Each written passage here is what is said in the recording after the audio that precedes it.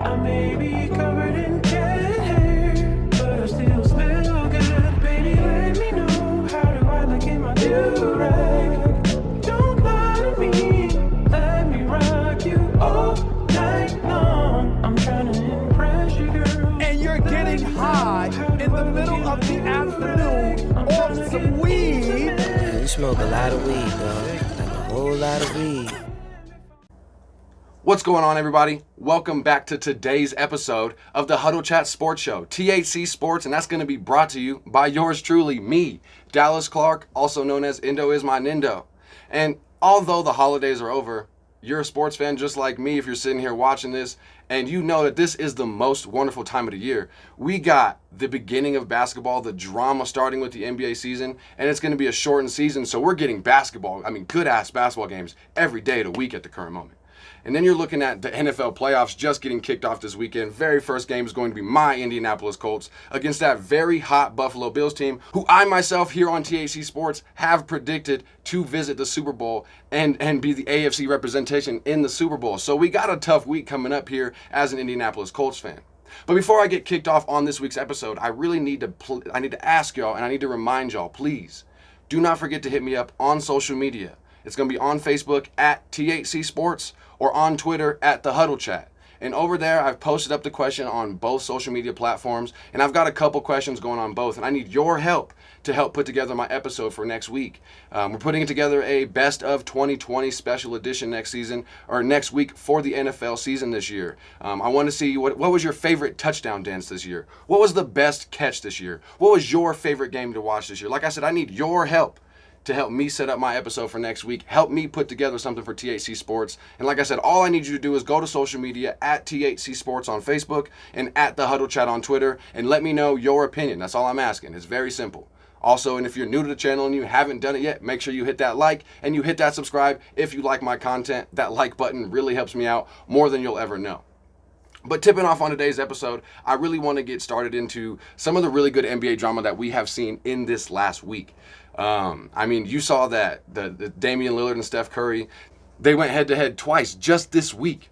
And in the first game, Damian Lillard has a better game. The Trailblazers outlast the Golden State Warriors. And Damian Lillard comes out in the post-game press conference and says Steph Curry is not the same elite player that he used to be. The Golden State Warriors themselves aren't looking the same as they have over the last 3 or 4 years. And honestly, when you take the fact that Klay Thompson has been missing the last 2 years, you really have seen a different Golden State Warriors squad. I mean, Steph Curry is still all world. He's still the best shooter in NBA history. But who is the best pure point guard in the NBA right now? I mean, to be honest with you, we have to take out Luka Doncic, we have to take out LeBron James because they play point guard, but they don't necessarily guard the other team's point guard. They don't play pure point guard. They're more of that point forward position. But I'm talking about pure point guards in the NBA. Who's going to be a better pure point guard in the NBA, Steph Curry or Damian Lillard?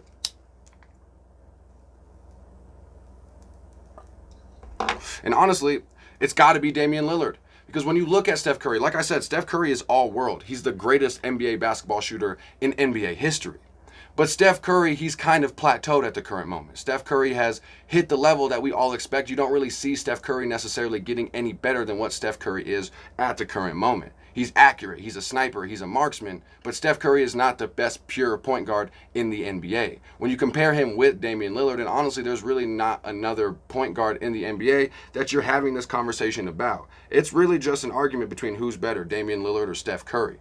And now, like I said, Damian Lillard, when you're looking at him, he's got that same level of accuracy. He's got that same marksman blood. He's got that same sniper ability that Steph Curry has. I mean, when you think Damian Lillard, you think back to that Western Conference Finals, or you think back to that playoffs when Damian Lillard's hitting half-court shots, waving people goodbye, sending them home, and sending them packing. And that's what you've come to expect from Damian Lillard. You expect Dame time. You expect him to come out here shooting from a mile away and barely even missing the net. It's splashing out there. He's another rendition of a Steph Curry-like player. And it's because Steph Curry gave Damian Lillard the tools to the trade. Damian Lillard is 2 years younger than Steph Curry, so he's kind of developed his game watching Steph Curry, and he's kind of grown into into the league that Steph Curry has created. We all can't lie, and we all can't deny the fact that this Golden State Warriors, back when they were on their run and they were becoming that super team, they were changing the face of the NBA. The NBA became a more three-point shooting heavy league. And now it's kind of continuing on that same aspect, and you have players like Damian Lillard who are on that same level as Steph Curry. And I would argue to say that Damian Lillard is probably the next best player that's not a splash brother on the Steph Curry level. Now, when you look at their whole game as a whole, though, now see, my plight with Steph Curry is going to be the fact that Steph Curry, he's out there, he's trying to play defense. He's present on the defensive end, but honestly, he's just not that good at it. Damian Lillard, at the beginning of his career, was a man that didn't like to play defense, but honestly, in the last few years, has become one of the most underrated defenders in the National Basketball Association. He's a great defender, especially if we're talking about high leverage situations. We're talking about defense down the line, down the stretch. Damian Lillard is somebody that you can count on. Like I said, he's one of the most underrated defenders in the NBA at the current moment. And at the same time, on the other side of the ball, that boy Damian Lillard was born with ice water in his veins. He was born with the clutch gene. He was born to win games when it counts. I mean, we can't deny the fact when it's Dame time, it's Dame time. And Dame is almost unstoppable. He's become one of the most deadly offensive threats in the NBA. And honestly, one of the most deadly threats in NBA history. There's no doubt in my mind that Damian Lillard is destined for the Hall of Fame. It all just depends on the accolades he's able to acquire while playing with Portland, and if he ends up going somewhere else. But we're talking about at the current moment. And then you take the last thing into account. Like I said, you've taken out Klay Thompson over the last couple years, but when you look at the pieces that are around both players, Damian Lillard seems to have a little bit easier of a life out there in Portland than Steph Curry does in Golden State, especially when you consider the fact that he doesn't have Klay Thompson. And he hasn't had Klay Thompson over the last 2 years, and you're starting to look at what are these Golden State Warriors going to be without the Splash Brothers together as a whole, maybe ever again. So when we're comparing the two players, the two greatest pure point guards in the NBA at the current moment, there's no doubt in my mind that Damian Lillard at the end of this season is going to solidify the fact that he is the best point guard in the NBA at the current moment.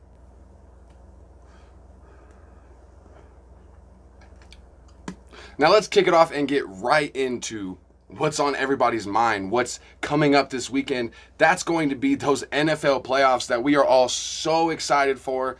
I mean, even if your team didn't make the playoffs, even if you're a Bengals fan, even if you're a Cowboys fan, even if you're a fan of just the football team, you are excited for the potential and the matchups that are coming up, not this weekend, not just next weekend, but for this next month and all the way into February, leading us up into the next Super Bowl.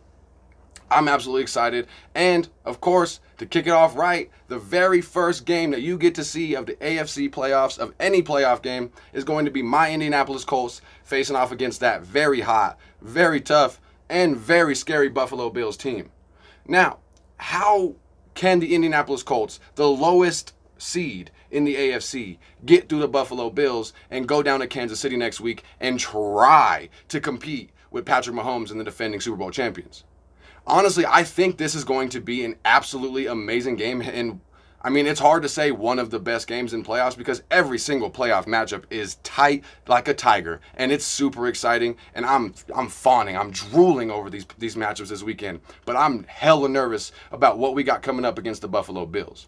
Now, if I'm an Indianapolis Colts head coach, if I'm Frank Reich, what I'm going into this week preparing for is we need to prepare for the Buffalo Bills' offensive onslaught through the air. The Buffalo Bills are a deadly team through the pass. You got Josh Allen, who should be one of the MVP candidates, and honestly, who I think should be your 2020 NFL MVP of the regular season, but we're going to be talking about that a little bit later. So you got the potential MVP in Josh Allen throwing to Stephon Diggs, the deadliest wide receiver in the league this year, with the most yards, and they have a really stout passing game. But at the same time, in the same hand, we've talked about it in just this last couple weeks here on the Huddle Chat Sports Show. The Buffalo Bills do not like to run the football, and they are not that great at it. If you listen to the Buffalo Bills and their head coaches, of course they say, we can run the ball when we need to, but we just don't run the ball very often.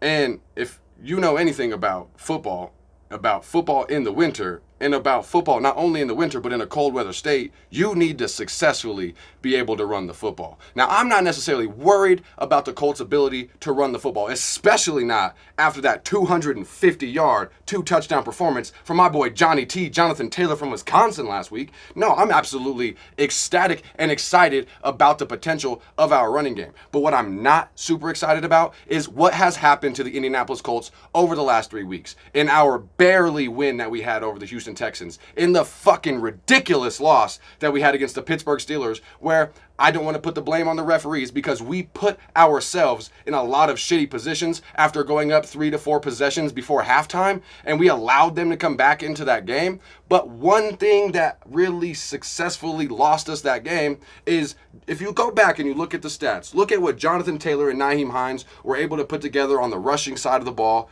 for the Colts in that first half. Now then look at the numbers in the second half. And the same thing just happened this week against the Jacksonville Jaguars. Goddamn, Jonathan Taylor runs for almost 150 yards and a touchdown in the very first quarter, in the first half of the game. We come out in the third quarter and go 0 for 6 on third down. Every first down that we have, we're slinging the ball. Jonathan Taylor barely gets the ball at all in the third quarter.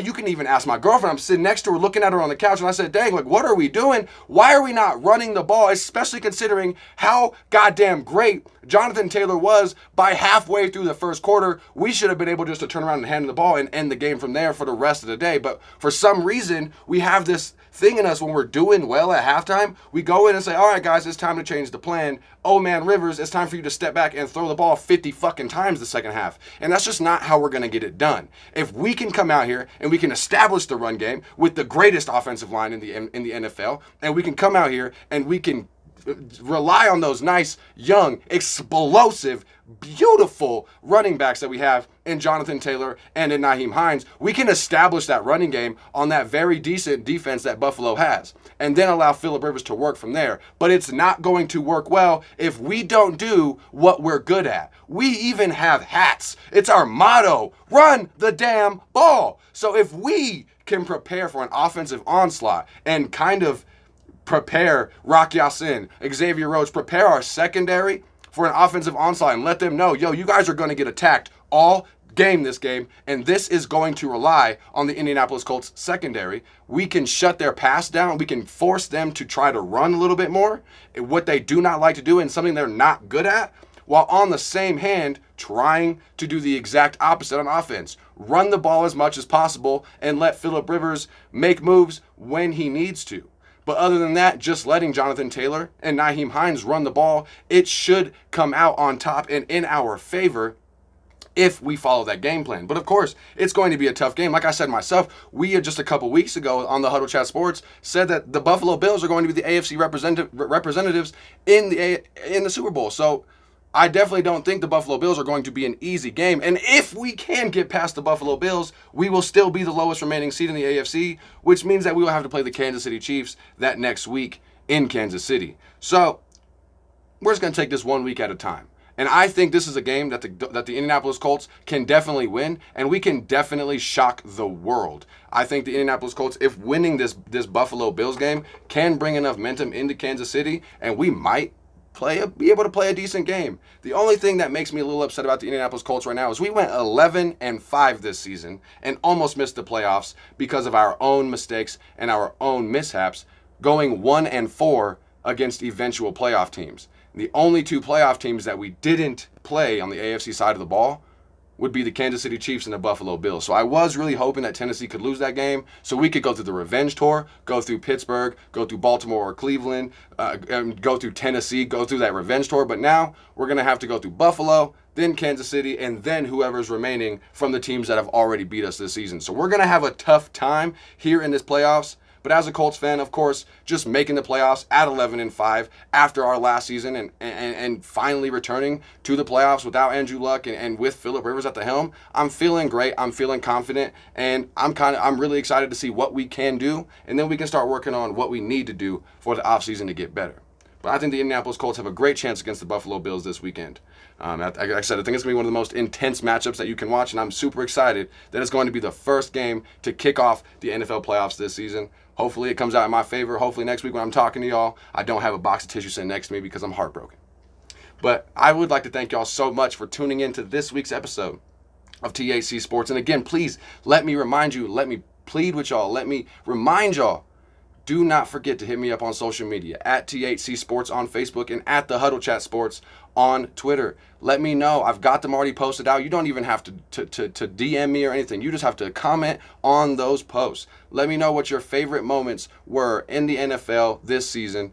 I'm only counting regular season, not counting playoffs. So while you're watching the AFC Wildcard Weekend this weekend, think of that. Post it up on social media. Let me know. And always, don't forget, hit that like button if you haven't yet. Subscribe to the channel to make sure you get the notifications on when we're coming out with new episodes. And never be afraid to comment on these videos. Give me some feedback. Tell me how I can get better. And let me know if you want me to talk about your team. But again, it's me, your boy, Dallas Clark, also known as Indo is my Nindo. Stay high, stay safe, and stay blazing out there. But again, let me say that again. Stay safe out there, y'all. It's crazy out there, and it's only 6 or 7 days into the year. So make sure you stay safe. 2021 is going to be your year. I can already feel it. I'm your boy, Indo. And I'm the fuck out of here, baby. Peace out.